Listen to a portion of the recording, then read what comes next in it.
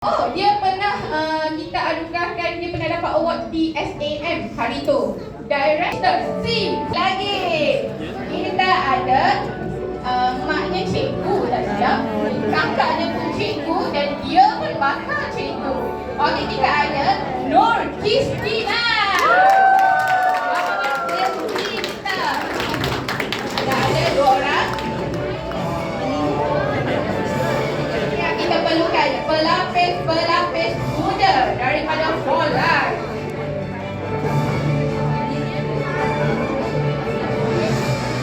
Cikgu Mustafa cakap boleh buat menantu.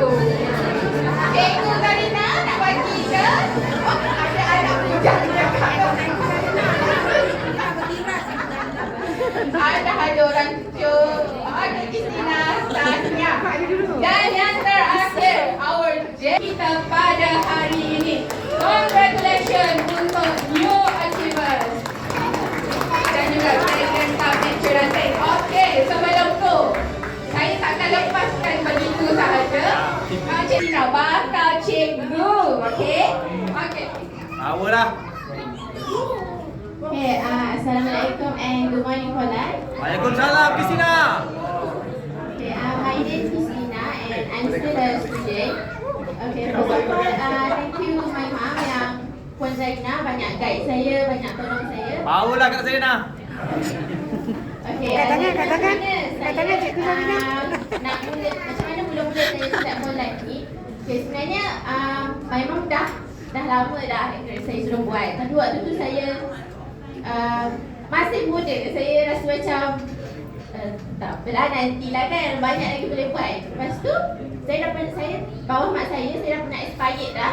Saya dah sudah expired. Lepas tu waktu tu saya baru je nak jadi student. Jadi bila saya dah jadi student sekarang ni pun, baru saya rasa macam kena buat something untuk dapat income lebih lah.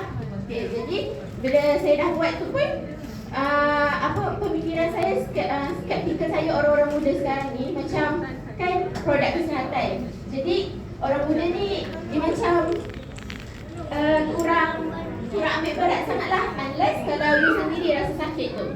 Okay, tapi bila saya dah mula buat, saya fikir sebenarnya tak semestinya. Saya as student pun saya selalu makan EGS. Jadi selalu macam buat kita stay up sikit, migraine. So saya rasa benda tu macam saya promote kat kawan-kawan saya juga. And diorang pun suka ambil EGS sebab ada yang tak suka kopi. Okay, jadi lama-lama bila saya dah buat, impossible lah untuk saya up sendiri, saya breakdown sendiri. Tapi my mom banyak tolong saya, banyak guide saya.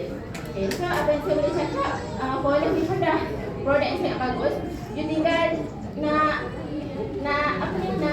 keluar daripada comfort zone you. Okay, kalau tak ada yang guide saya, macam kalau tak ada yang guide, contoh macam my mom ada, tapi orang-orang dalam Folai ni pun sebenarnya sangat supportive. Macam hari tu korang pergi club kan, walaupun saya muda, tapi diorang sangat supportive, banyak bagi tunjuk ajar lah. Sebab banyak lagi benda yang saya kena belajar. Okay, so jangan risau, buat.